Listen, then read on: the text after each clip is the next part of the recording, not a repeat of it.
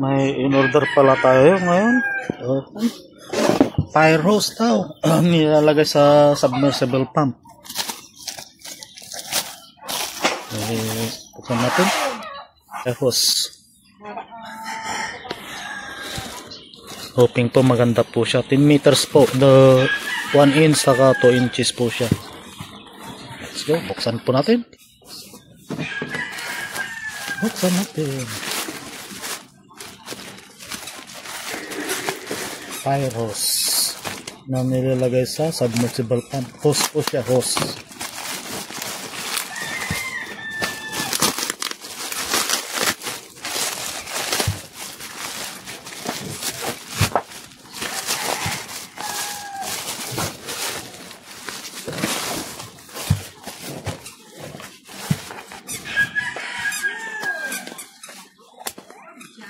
Kulay white yung kulay.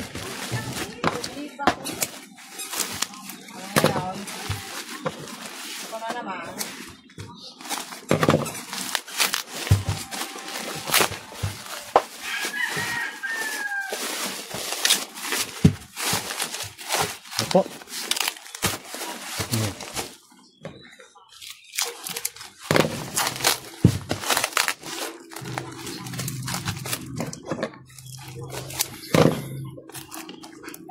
One inch po ito. 1 inch. Picture mo na. Tapos ito 2 inches. Po. Buksan natin yung kwanto. Gamitin ko ito sa submersible pump.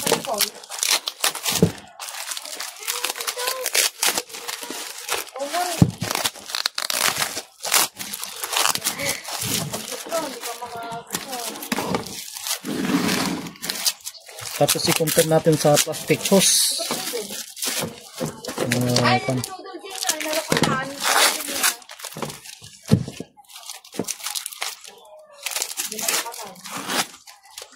Ito po. Ganito po yung sa loob niya. Parang trapan. Ganito po yung kwan. Tapos dito, ganito.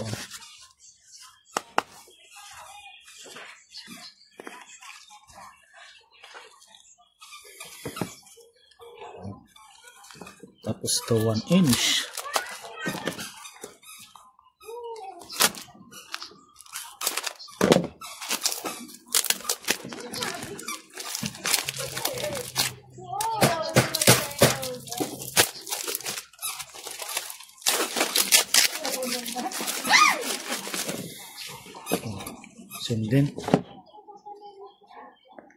Same din po siya.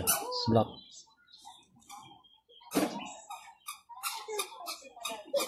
Kita. Sensya na marumi yung kamay ko.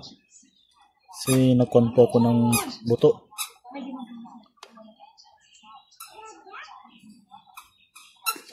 Ano? 20 power bar. Yung lakas na 24 bar. PE. Tapos compare natin yung hose na plastic.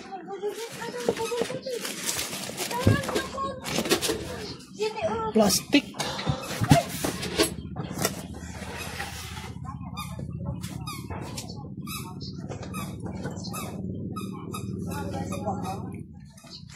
Plastic. Mahina po to. Dami pong butas.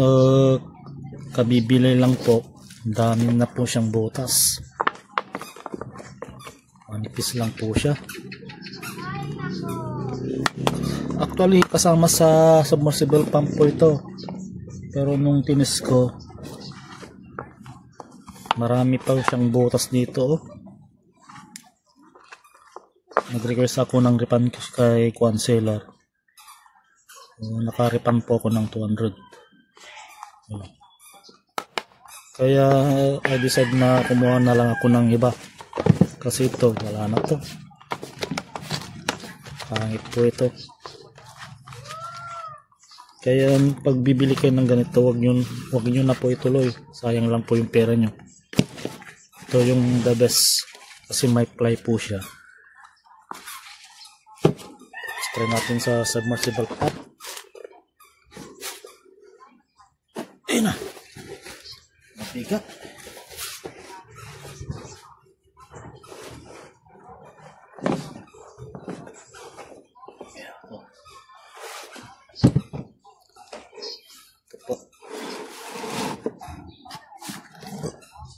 Ito ko po ilalagay yung hose.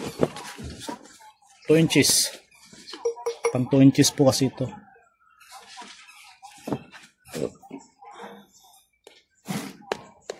Kung gusto nyo po umorder ng ganito, lagay ko na lang po yung link sa baba.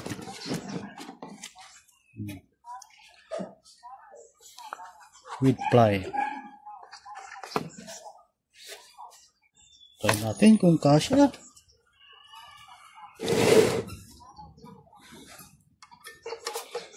Seaweed pump.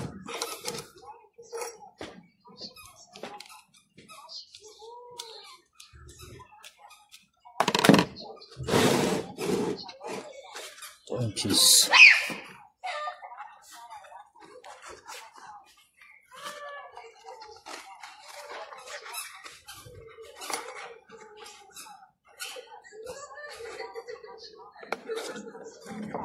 Sakto lang po siya.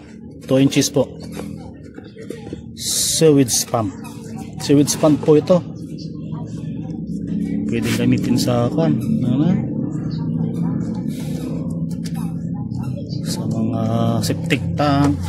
Pero pwede rin gamitin to sa sa balon. Oh, quality. Good. May ply po talaga siya. Yung 2 inches pang dugtong ko na lang po. Ay, ito 1 inch pala. Pang dugtong ko na lang po ito. So dulo niya. Kung kailangan po ng extension. That's it. Alam mo may share ko about this. I think it's good. Straight. Nilagay ko na lang po yung link sa baba. That's it. Thank you for watching.